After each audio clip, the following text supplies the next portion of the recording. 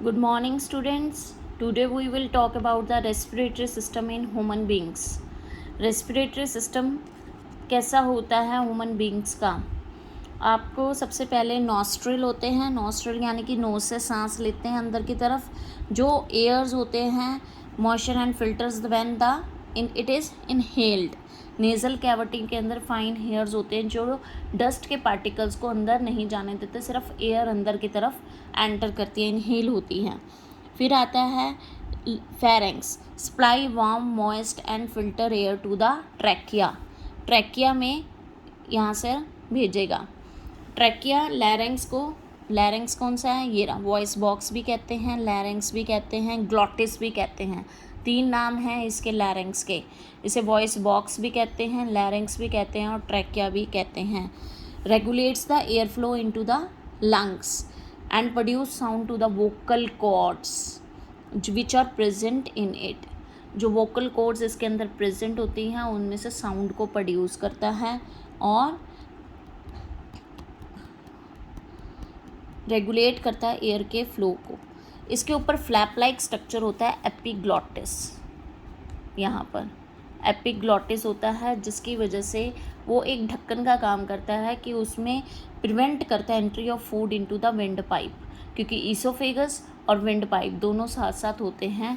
यहाँ पर ईसोफेगस होगी, ये विंड पाइप है जिसकी वजह से उसके अंदर एंट्री ना हो जाए। इसीलिए कहते हैं ना खाना खाते बोलना नहीं चाहिए कि खाना सांस की नली में ना चला जाए, तो इसीलिए वो उसको फ्लैप लाइक स्ट्रक्चर होता है जो उसको बचाता है। नेक्स्ट आएगा आपका ट्रैकिया।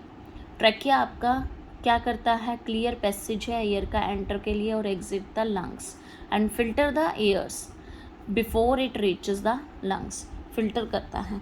ये सी शेप में क्यों ट्रैकिया बनाई जाती है, सीधी भी तो पाइप बना सकती थी जैसे मैंने ईसोफेगस बनाई थी। इसका आंसर आ सकता है why the trachea is C shaped structure to prevent the collapsing. अगर सीधी होगी, अगर हवा थोड़ी देर के लिए भी इसके अंदर नहीं है तो वो क्या होगी, मुड़ जाएगी, जिसकी वजह से इसे सी शेप कार्टिलेजियस स्ट्रक्चर्स दिया गया है कि टू प्रिवेंट द क्लैस्पिंग, मुड़ने से बचाने के लिए। फिर आते हैं ब्रोंकाई।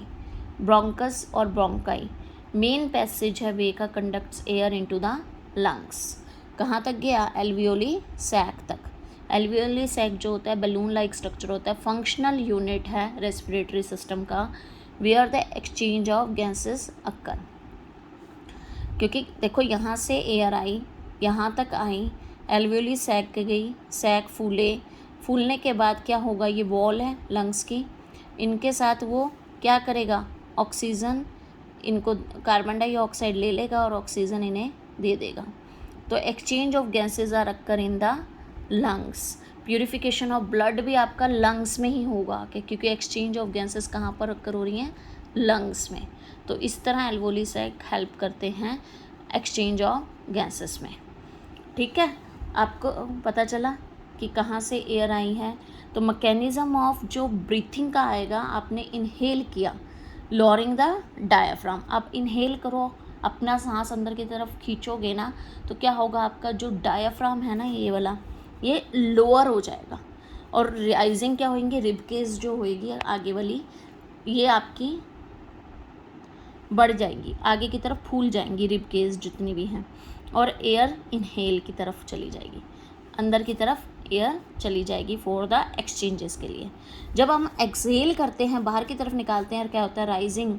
जब आप बाहर निकालते हो ये ऊपर की तरफ हो जाता है, लोअरिंग द रिब केज अंदर की तरफ दब जाती हैं और एयर क्या होती है, बाहर की तरफ निकल जाती हैं। यह आपका ब्रीथिंग सिस्टम कहलाया जाता है जो आपका रेस्पिरेटरी सिस्टम में हेल्प करता है। एक्सटर्नल नोस्ट्रिल से नेज़ल कैविटी गए, नेज़ल कैविटी से internal nostril and then pharynx, then larynx, then trachea, फिर ब्रोंकस, फिर ब्रोंकाई एंड एल्वियोली सैक। ये सब लंग्स के बीच में हुआ। तो इस तरह ये प्रोसेस चलता है रेस्पिरेटरी सिस्टम का कि इनहेल भी हुआ और एक्सहेल भी हुआ। इसमें एक क्वेश्चन और आता है, what is the residual volume. जो रेजिडुअल वॉल्यूम है ड्यूरिंग द ब्रीथिंग साइकिल, इस ब्रीथिंग साइकिल में when air is taken in and out, अंदर की तरफ लिया और बाहर की तरफ में, लंग्स में always contain the small amount of air. This air, the quantity of air is called the residual volume of the air. सुन लो दोबारा, during the breathing cycle when air is taken in and out the lungs always contain a residual volume of small amount of air, that is called residual volume of air. समझ आ गया? That is the respiratory system in human beings. आप बहुत अच्छे से diagram अपनी book में, copy में, fair notebook में बनाएंगे और उसके साथ मैकेनिज्म ऑफ ब्रीथिंग और पार्ट्स ऑफ रेस्पिरेटरी सिस्टम ये आप सब लिखेंगे और मुझे सेंड करेंगे होमवर्क। आप में से कोई भी मुझे सेंड नहीं करता है बेटा, मुझे सेंड करेंगे homework. Thank you and have a nice day.